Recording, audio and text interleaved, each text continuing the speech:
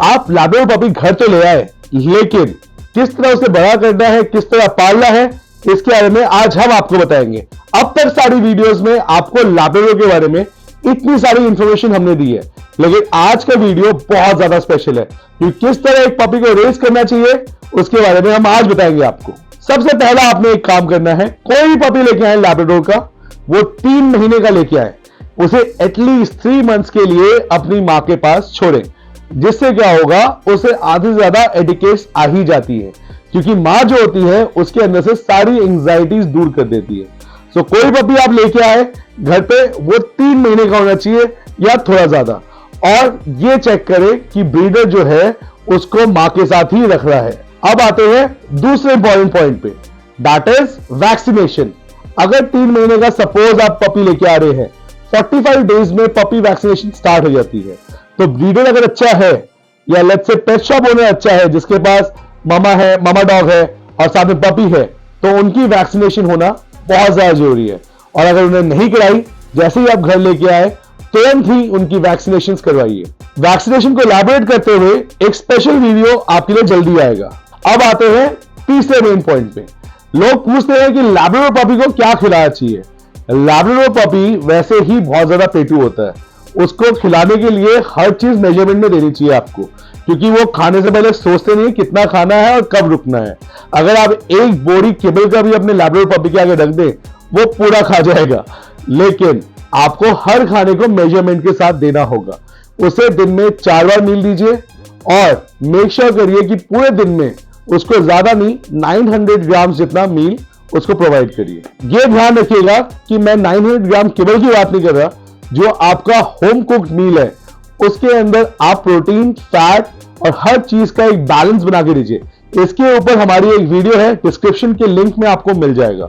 जब पपी आपके पास आता है और आप देखते हैं कि उसके बाल झड़ रहे हैं, धीरे धीरे बड़ा हो रहा है, तो आपको उसे एक चीज के साथ आपको यूज टू कराना पड़ेगा, वो है उसका ब्रश या कोम। अपने पपी को एटलीस्ट दिन में 2 बार ब्रश करिए। उसका रीजन बताता हूं।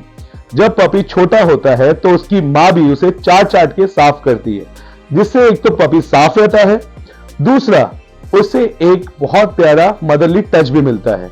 उससे क्या होता है, आपका पपी डरना बंद करेगा और इन फ्यूचर आपका डॉग जो है टच से डरेगा नहीं। कई बार ऐसा होता है कि बच्चे लैब्राडोर्स जो होते हैं वो अलग अलग टचेस से डरते हैं, लेकिन अगर आप इसे डेली दिन में 2 बार ब्रशिंग करेंगे तो वो किसी से भी टच कराने में डरेगा नहीं और बहुत कंफर्टेबली जेंटली उनसे मिलेगा। अब आते हैं सबसे बड़े पॉइंट पे, जिसे कहते हैं सराउंडिंग्स को, एनवायरमेंट।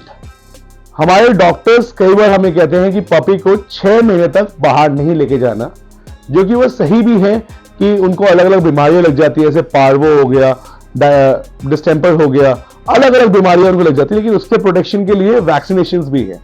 लेकिन अगर आप पपी को बाहर नहीं लेके जाएंगे, ना ही वो पॉटी ट्रेंड होगा, ना ही वो सराउंडिंग्स को समझेगा, आवाजों से डरेगा, लोगों से डरेगा, बड़े होने के बाद गाड़ियों से डरेगा, अलग अलग तरह की एंजाइटीज पैदा होने लग जाएंगी। फिर डॉक्टर्स आपको बोलेंगे इसे एंटी एंजाइटी पिल्स दीजिए, जो कि डॉग के हार्मोन्स के लिए वैसे ही बहुत हानिकारक है। डॉग्स क्या, हम ह्यूमंस के लिए भी हानिकारक है।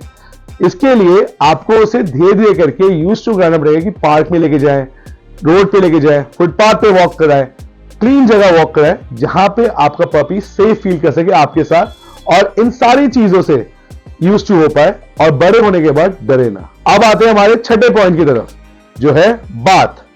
अपने डॉग को कितनी बार बात देना है या पपी को कितनी बार बात देना है, ये बहुत बड़ा चैलेंज है, बहुत उलझा हुआ क्वेश्चन है, लोग अक्सर मुझसे पूछते हैं।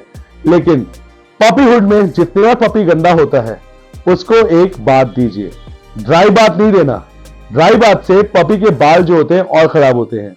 मेक श्योर करें, अगर आप पपी को अच्छा रखना चाहते हैं, हेल्दी रखना चाहते हैं, तो वो जितनी बार भी गंदा हो, गिव हिम अ बात, अ गुड बात, और उसका जो पानी होना चाहिए वो ल्यूक वार्म होना चाहिए, जिससे उसे सर्दी ना लगे। अब आते हैं हमारे 7वें पॉइंट पे, proper workout and proper walking कहां करानी चाहिए पपी को। पपी जो होता है वो प्रोन होता है कई अलग अलग तरह के जॉइंट डिसऑर्डर्स के लिए, लिम्ब डिसऑर्डर्स के लिए, हिप्स में प्रॉब्लम हो जाती है, तो उसे प्रॉपर कुशनिंग नहीं मिलती ड्यूरिंग वॉक्स। क्योंकि होता क्या है कि हमारे पास टाइलों वाले घर हैं आजकल, जहां पे टाइल्स लगे हुए हैं, मार्बल लगे हुए हैं और बहुत ज्यादा ही हार्ड सरफेस है, लेकिन पपी के जो जॉइंट्स होते हैं वो बहुत सॉफ्ट होते हैं।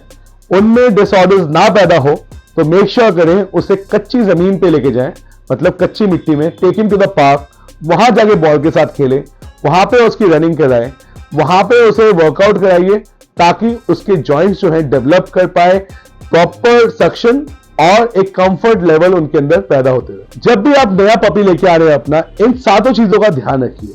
ध्यान रखिएगा, कोई कुछ ही बोले, इन 7 पॉइंट्स पे आपने वर्क करना है। अगर आप इन 7 पॉइंट्स पे वर्क कर लेते हैं तो ना ही आपको ट्रेनिंग की जरूरत है, ना ही आपको डॉक्टर विजिट्स की इतनी जरूरत है, ना ही आपको आपका डॉग इतना परेशान करेगा बड़ा होने के बाद। नेक्स्ट वीडियो जो आने वाली हमारी, वो आने वाली है वैक्सीनेशन के ऊपर। और लैब्राडोर के बारे में इतनी सारी जानकारी आपके लिए हर एपिसोड में हम इसलिए लेके आ रहे हैं ताकि जब भी आप एक लैब्राडोर पपी लेके आए, आप उसके साथ सिर्फ और सिर्फ खुश रहिए। बाकी और ऐसी वीडियोस के लिए हमें फॉलो करते रहें। तब तक के लिए मैं अभिनव कृष्ण AKA डॉग डैडी आपको बाय कहता हूं।